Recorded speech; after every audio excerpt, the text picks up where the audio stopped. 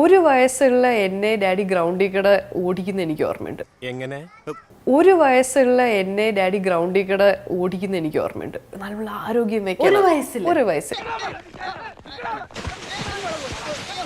ഞാൻ 1.5 വയസ്സായപ്പോഴത്തെ റിവറിലേക്ക് ഇട്ടിട്ട് നീന്താനായിട്ട് പഠിപ്പിച്ചു. സോ ബൈ 2 years എനിക്ക് നന്നായിട്ട് സ്വിം ചെയ്യാൻ അറിയാം. അത് ഇവിടെ മൂവാറ്റുപുഴ ആരക്കുഴ എന്ന് പറഞ്ഞ സ്ഥലത്താണ്. നല്ല ഒഴുക്കുള്ള വെള്ളത്തിൽ കാലത്ത് കൊച്ചി കായലിലൂടെ ബോട്ടിൽ വരുമ്പോഴാണ് അത്ഭുതകരമായി ഈ കാഴ്ച കാണുന്നത്. ഈ മനുഷ്യൻ യാതൊരുവിധ നീന്തൽ ഉപകരണങ്ങളും ഇല്ലാതെ കായലിന് കുറുകെ നീന്തുന്നു. ഇത് റെക്കോർഡാണ്.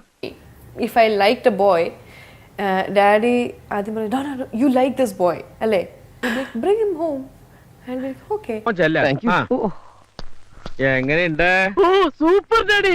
സിനിമ ഇഷ്ടമാണ്, എല്ലാ ഇഷ്ടംപോലെ ഓഫർ വരാറുണ്ട്. മറ്റേ സ്റ്റണ്ട് സീന്, അഭിനയം, ബലാത്സംഗം, എല്ലാ സീനുകളും വരാറുണ്ട്.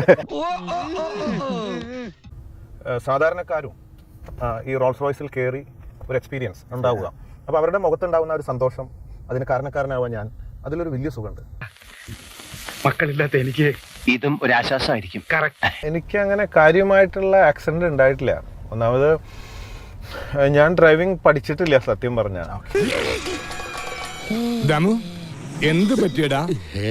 6ാം ക്ലാസ്സിൽ ഒരു ദിവസം ഫാദർ ഉച്ചയ്ക്ക് കിടന്നുറങ്ങുമ്പോൾ താക്കോല് കട്ടെടുത്ത് കൊണ്ടുപോയിട്ട് നേരെ NH കയറി അങ്ങ് ഒറ്റ ഓടിക്കില്ല. അപ്പോഴാണ് എനിക്ക് ഡ്രൈവിംഗ് എനിക്ക് അറിയുന്ന ഒരു തോന്നൽ എനിക്കുണ്ടായിരുന്നു. അതുപോലെ എനിക്ക് ആശേരിപ്പണി, മറ്റേ മെയ്സന്റെ വർക്കില്ലേ, അതൊക്കെ കുറേശ്ശെ അറിയാം.